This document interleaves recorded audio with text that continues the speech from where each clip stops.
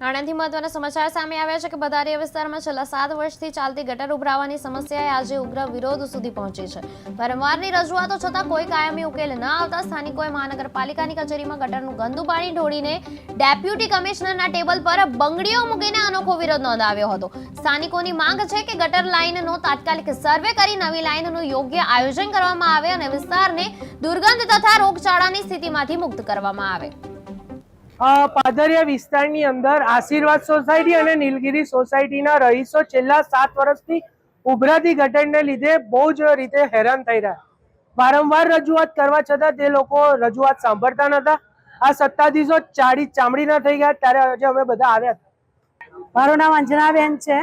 હું આશીર્વાદ સોસાયટીમાં છેલ્લા 20 વર્ષથી રહું છું।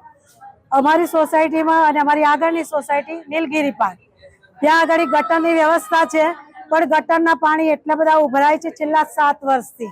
હવે અમારે દિવસમાં 2 વાર તો જવું આવવું પડે છે, કારણ કે હવે બધા નોકરિયાત છીએ, સ્કૂલે જનારા છે, કોલેજ જનારા છે, એજેડ માણસો રહે છે, એ લોકોને દવાખાને જવાનું હોય,